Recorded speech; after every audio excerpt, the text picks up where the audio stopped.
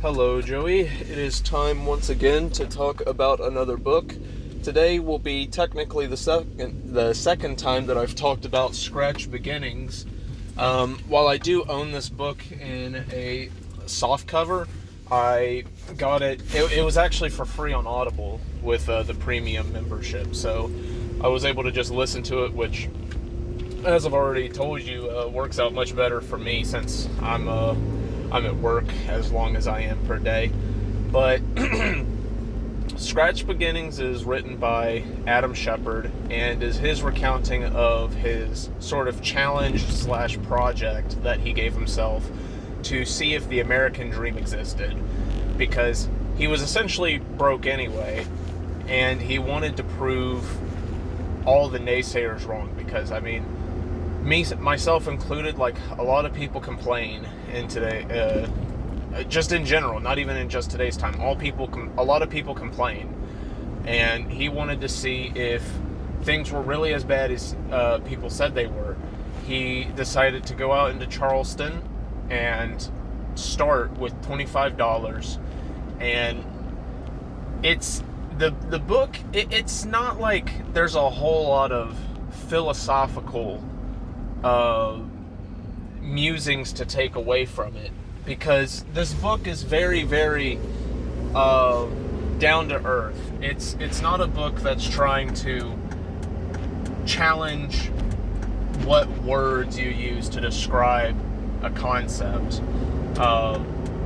Instead, it's got one thing it's trying to challenge, which is the preconceived notion a lot of people have that you just cannot move upward, you cannot make it in today's time. Now, granted, this book was written over a decade ago, and money is definitely more inflated than it used to be. But generally speaking, the same rules apply in terms of saving up money. But what this book does more than anything is inspire me, because one, Adam Shepard is a very positive person. When he talks about people that got on his nerves or when something happens, he has generally a very positive outlook on people or something, even when he's describing them as like, yeah, they got on my nerves. Like, usually when he says something on those lines, he will accompany it by mentioning their good qualities as well, which I think is admirable. But the reason that the book inspires me, other than just that, is because obviously I'm in a similar boat in terms of I'm a young guy in my 20s. While I definitely have more money than he started out with, I don't have much money, and sometimes I feel lost as to what to do, and a lot of the time I just don't even think to do productive things, because I just zone out really hard and will say go and play video games or something in comparison to doing something more productive. So I see this book, I read it, and what it gives me a sense of is an extreme sense of happiness over the discomfort and upward progression that he's making, right? So he spends about 2 months or so at Crisis Ministries, where he's saving up quite a bit of money. He would have made it out earlier if he did not break his toe at the moving company. But yeah, he talks about all of the people that he meets, and one of the people that is the most prominent, and probably the most prominent earlier in the book, is Marco. And Marco is a guy that just seems to get along with anybody and everybody, and they hit it off from the start. But the thing is that eventually Marco seems to be losing that fire and passion of trying to make things better for him, and him and Shepard go separate ways, which is quite unfortunate to see. But the real strong relationship, or ships that I should say, are among two people afterwards. That being Derek Hale, which is the best mover at, I'm forgetting the name of the company, and his brother, who just goes by BG for Bubblegum. So the rest of the book and the rest of the year that he's in the challenge, he's living with BG, given a certain point, but he was living in someone's attic and then starts living with BG, and they fix up the apartment that they're a part of. And what it really goes to show is just that if you have a clear vision, a clear intention of what you are trying to do, and in this case, it is to try and build something up from the absolute bottom in terms of finances, home, everything, right? Like, he started with $25, the clothes on his back, and a duffel bag, right? There's not a whole lot lower than that. Really, the only bit that's lower is going to jail. And so it really does make me realize that if I focus myself on accomplishing, what's the word I'm looking for?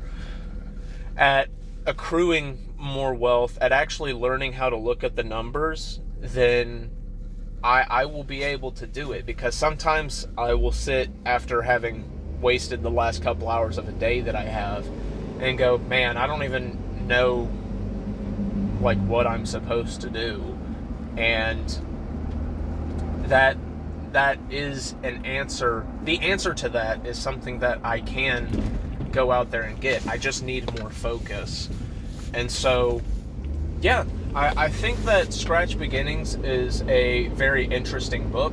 I like how it shows the culture and the mindset of various people that are in these lower rungs of life.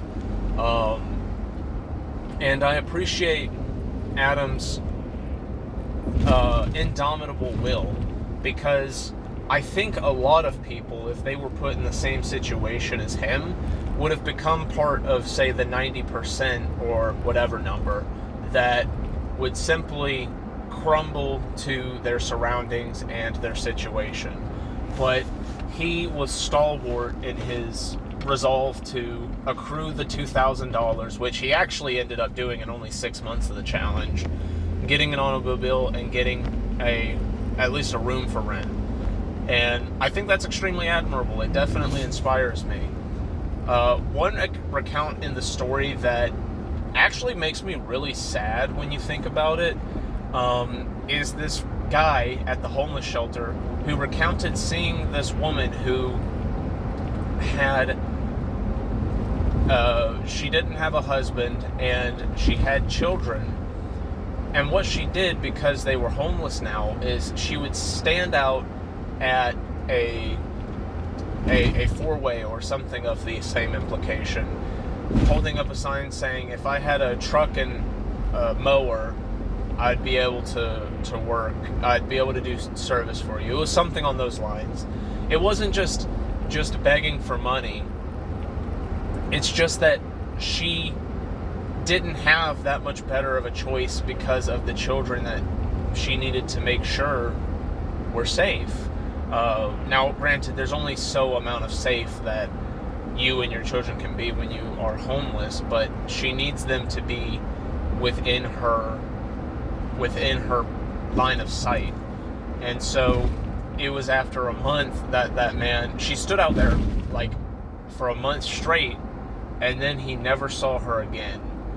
And the book mentions that he hopes that the lady ended up getting that truck and mower that she needed, but just the uncertainty of it and the complete helplessness of it really does make me sad. Like, the homeless situation in this country is multifaceted and very depressing.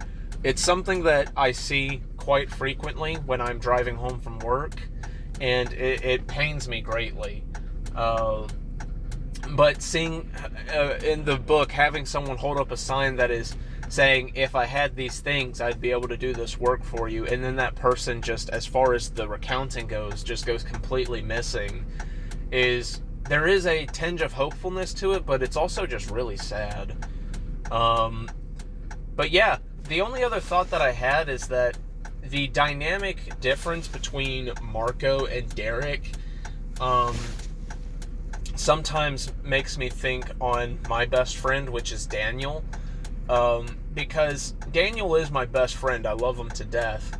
But sometimes he can be extremely negative. It just depends on what day of the week you catch him on, it seems like.